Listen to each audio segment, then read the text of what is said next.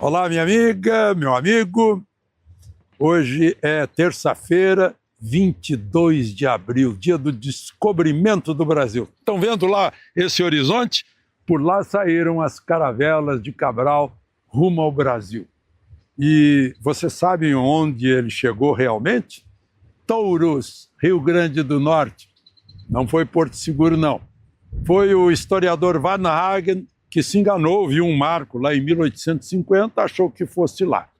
Agora temos até estudos científicos, 2 doutores em física estudando as marés, as correntes e os ventos. Não tinha como chegar a Porto Seguro. Na verdade, o Monte Pascoal é a Serra Verde, ao norte de Natal, no Rio Grande do Norte.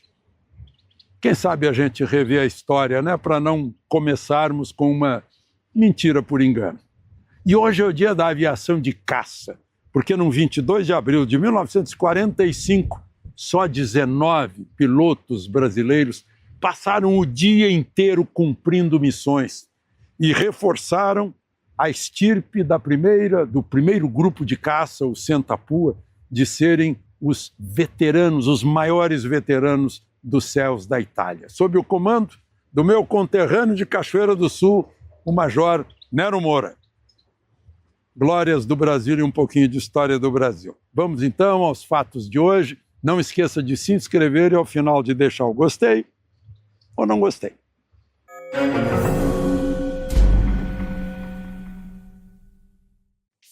Quem estiver mais interessado, no caso de touros do descobrimento, o nome dos doutores em física, os nomes são Carlos Chessman e Cláudio Furtado. Eles estudaram as forças Coriolis, que é o movimento da rotação da Terra, os ventos, como eu disse, as correntes marítimas, fizeram a batimetria, conferindo com as braças faladas na carta de Caminha, né? E aí fizeram a visada para ver, veem o que ali? É a Serra Verde. Não tem como. Bom, mas enfim. Gente, o dia de hoje foi o julgamento da primeira turma lá no Supremo, né? Interessante que continua divergindo o ministro Fux, que tem a experiência de juiz de direito. Juiz de direito em Duque de Caxias, em Niterói, em Petrópolis, Rio de Janeiro, né? Mexeu com tudo e sabe como essas coisas funcionam.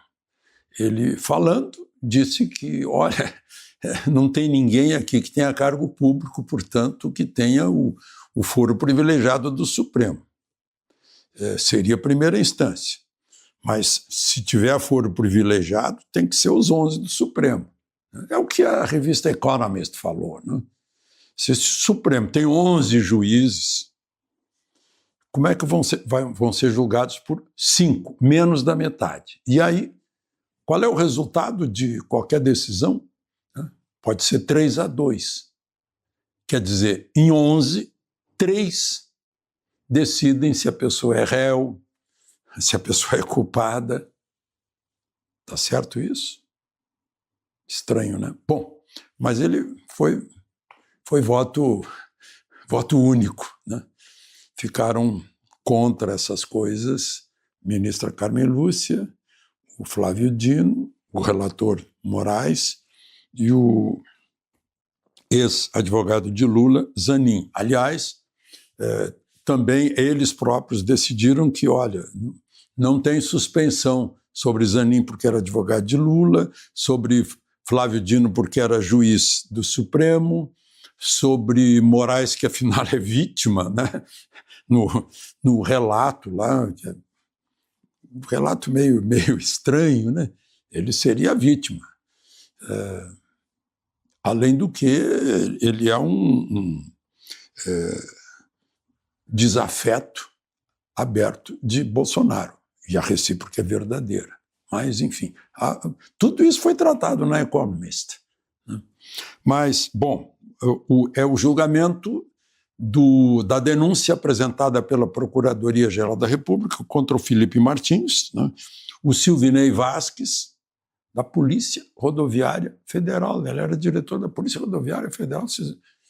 Eu não vi ninguém da Polícia Rodoviária Federal fazendo, mas, enfim, fica estranho. Aliás, uma polícia que precisa ser prestigiada, só abrindo aqui um parênteses, é a mais antiga das polícias, né, que estão aí funcionando. E tinha uma escola de formação em Santa Catarina, parece que fecharam a escola. Uma atuação brilhante contra a droga nas estradas, mas esse é outro assunto. Bom, o general Mário Fernandes, que trabalhava na Secretaria-Geral da Presidência da República, depois tem uma ex-diretora chamada Marília, ex-diretora de inteligência do Ministério da Justiça, no tempo de Anderson Torres, um delegado da Polícia Federal e um coronel do Exército. A defesa de Felipe Martins disse, olha, vocês precisam provar que Felipe Martins estava presente nas tais reuniões. Assim como todo mundo sabe que Felipe Martins não desembarcou lá na Flórida. Agora o governo americano, a justiça americana quer saber quem botou o nome dele lá. E vai acabar descobrindo, porque isso é gravíssimo. É uma interferência no serviço de imigração dos Estados Unidos, na entrada dos Estados Unidos. Isso é muito grave. E, bom, aí também a defesa alegou, fizeram pesca probatória, né, a colaboração do coronel Cid foi sob ameaça, né, de investigar o pai dele, a mulher dele, a filha mais velha. Né. Falta de prova de golpe, parece não adianta nada. Né. No máximo apareceu o Fux, para dar uma sacudida. Mas era previsível. Né. São 6, na primeira leva foram 7. Parece aquelas coisas, olha, eu lembro, vocês não lembram, mas eu lembro do noticiário, quando vinha noticiário de julgamentos assim, lá na União Soviética. Aliás, o George Orwell e o Franz Kafka estão perdendo uma matéria-prima extraordinária para fazer o que para eles seria ficção. Né? Outra questão, né? E aí, cabe recurso? Cabe. A eles próprios, aos mesmos juízes. Vou pedir um recurso contra o meritíssimo juiz.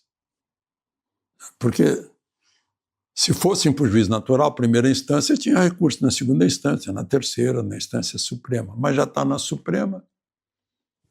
Não? Bom, uma outra questão ligada à senhora Adalgisa Dourado, de 65 anos, o advogado dela vive dizendo que ela está com depressão profunda, que pode haver suicídio. Ela caiu no domingo de Páscoa, na prisão, mas não tinha ninguém para atender. Né? E a defesa insiste na prisão domiciliar, por causa do estado psíquico dela. Mas Paulo Gonet, numa resposta, né, certamente pediu a Moraes encaminhou para ouvir o procurador-geral. Aí ele disse, o alegado estado de saúde não conduz automaticamente à prisão domiciliar, sendo possível que, diante da gravidade dos crimes praticados, que permaneça custodiado, ou seja, permaneça presa por causa da gravidade dos crimes que essa senhora de 65 anos, que não consegue caminhar sozinha porque cai, praticou.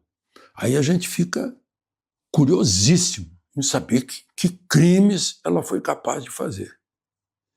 Esses crimes gravíssimos. Né? E que poder essa senhora tem. E para encerrar, sobre Bolsonaro. O intestino dele finalmente está dando sinais. Havia preocupação. 9º dia depois da cirurgia. Né?